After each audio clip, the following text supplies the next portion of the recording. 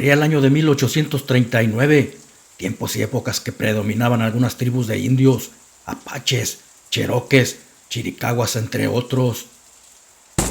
Las guerras o luchas entre los caras pálidas, como ellos solían decirles a los hombres blancos, eran muy comunes por esas tierras desérticas que abarcaban Texas, Arizona, Oklahoma, entre algunos otros estados.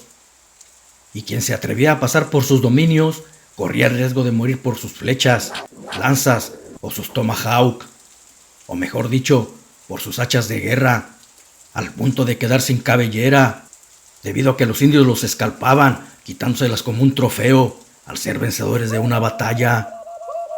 Eran tan carniceros que cuando la caballería, o mejor dicho los soldados, encontraban algún cuerpo destrozado, los culpaban a ellos, mas quien lo hacía era otra bestia muy sanguinaria.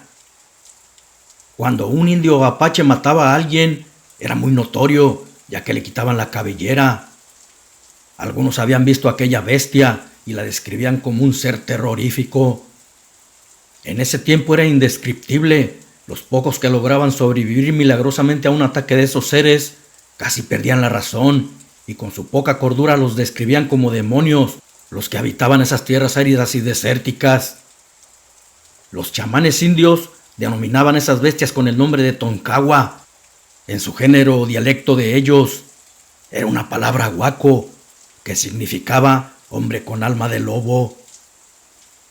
Los apaches no les temían, porque su creencia era que todos ellos tenían alma de lobo y sus ancestros venían de esa estirpe, y que después al morir su espíritu vagaría libre por las praderas. La leyenda se ha propagado y el hombre blanco o caras pálidas, como los indios decían, les temían más a esa leyenda que ni a los propios apaches, debido a que en esa ocasión habían encontrado vaqueros o pequeñas caravanas devoradas por algún feroz animal. Incluso la silla de los caballos tenían descomunales mordidas o zarpazos, cosa que sería imposible que un coyote, lobo u otro animal normal haría. Por eso se tenía la certeza de que esos entes mitad humano y mitad lobo existían, y que no solo era una leyenda. Además, los que habían logrado sobrevivir a sus ataques aseguraban su existencia, los describían tal y como era su terrorífico aspecto. Decían que eran colosales. Llegaban a medir hasta más de 3 metros de altura, con unas enormes garras en patas y manos. Habían visto destrozar cuerpos con ellas de un solo zarpazo, y con sus enormes fauces y los filosos colmillos triturarles los huesos. Sus mandíbulas eran muy poderosas, igual corrían con sus 4 extremidades y solo con las patas traseras. Sin lugar a dudas, quien tuviera una experiencia con algún ser de estos perdería la cordura creyendo que ese descomunal humanoide venía del mismo infierno. Solo escasas personas atravesarían por esos lugares, y era porque no saben lo que habitaba esas tierras, o porque cruzando ese desierto ahorraban mucho camino. Otros quizás lo hacían por ir huyendo de los cherifes, para no ser colgados por ser forajidos. Sin embargo, muchos no lograban llegar a su destino si cruzaban esos parajes.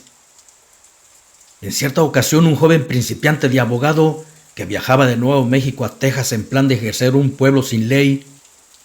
Era un chico asustadizo que no le gustaba usar armas, y a donde iba era lo que más se usaba en asaltos y duelos entre pistoleros que trataban de demostrar quién era el más rápido. Aquel chico hacía un viaje en una diligencia, un carruaje dirigido por caballos al mando de 1 o 2 conductores, guiado por las riendas, en el que cabían máximo 6 tripulantes, y dicho viaje duraba hasta 2 semanas. La travesía de Jimmy duraría una semana. En la diligencia iban 2 mujeres y 3 hombres, incluido él, además de 2 cocheros. Al llegar a cierto punto después de 4 días de camino, los cocheros decidieron parar.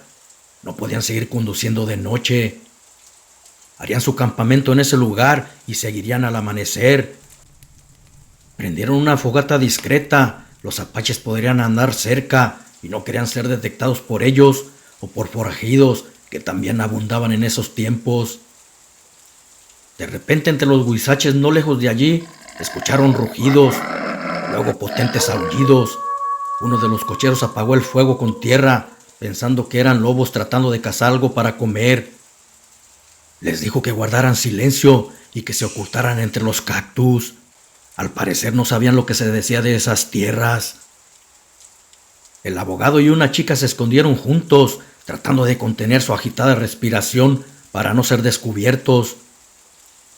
En eso, vieron que de entre los cactus saltaron dos enormes bestias, iguales a los que algunos describen como perros, pero mucho más grandes y corpulentos.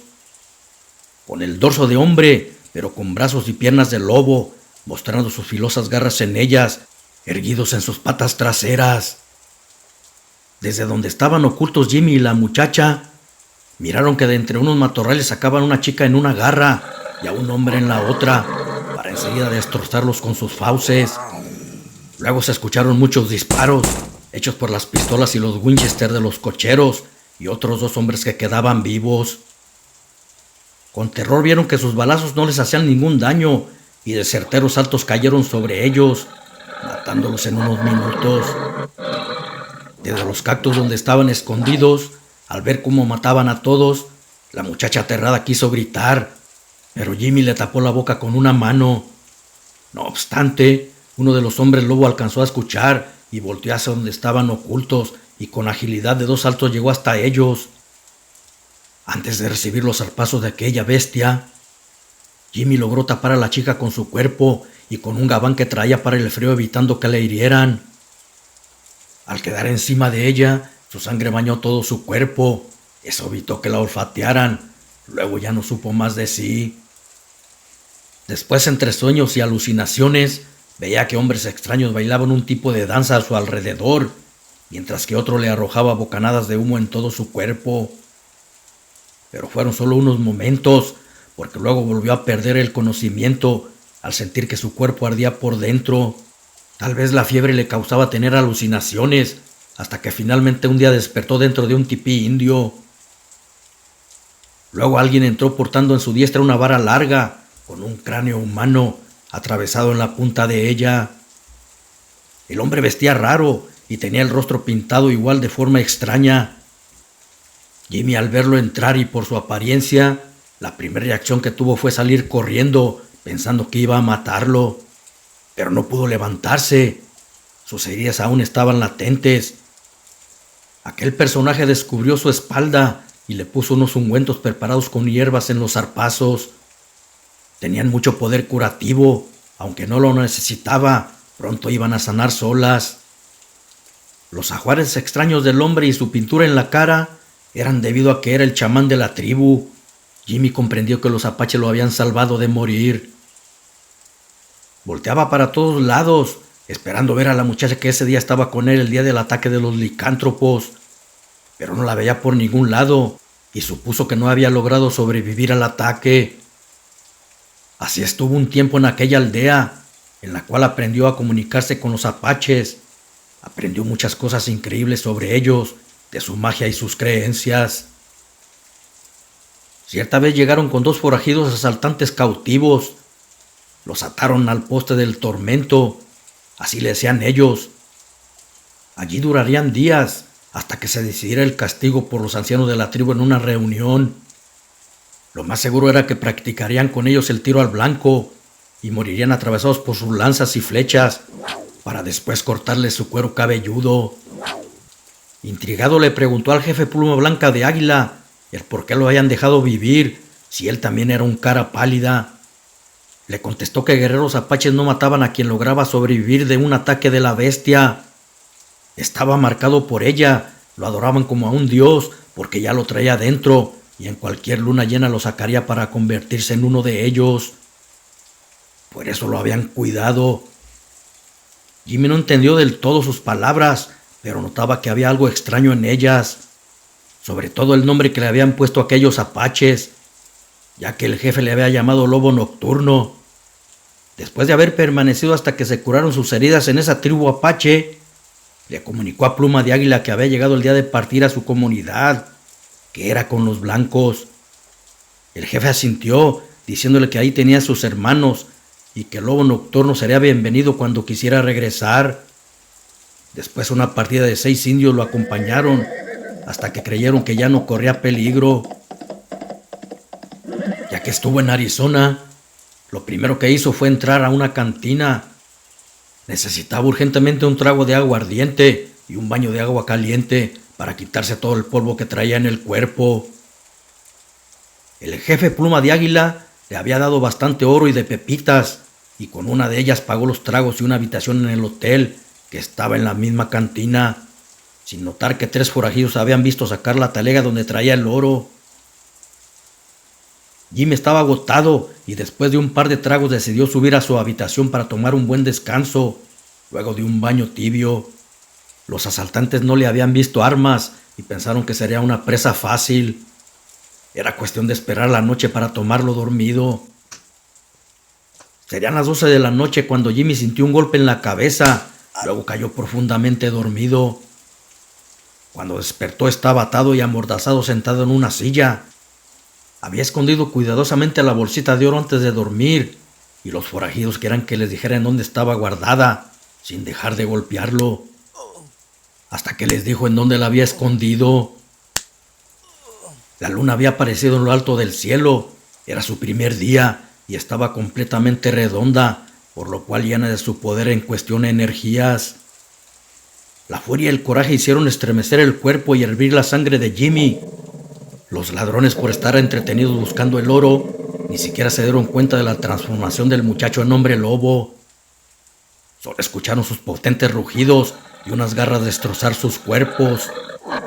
Eran 3 sujetos y uno había logrado escapar aterrado para nunca más volver a ese pueblo. El Lican, destrozando una ventana, salió por ella saltando entre los tejados oscuros, buscando algún granero para ocultarse en él mientras pasaba el ciclo de la luna y pudiera regresar a su figura humana. Ahora comprendía cuando le dijeron el chamán Apache y el jefe Pluma de Águila que traía la bestia adentro. La había adquirido cuando fue atacado por aquel imponente hombre lobo. Por eso ahora tenía el mismo poder de convertirse en uno de ellos. No sabía si regresar con la tribu donde ya sabía lo que era, o quedarse en ese pueblo con su incógnita para llevar a cabo sus planes de ejercer como abogado. Era un hombre pasivo, y tal vez al convertirse en hombre lobo, no sería tan agresivo como los que lo habían atacado en aquella zona desértica del oeste.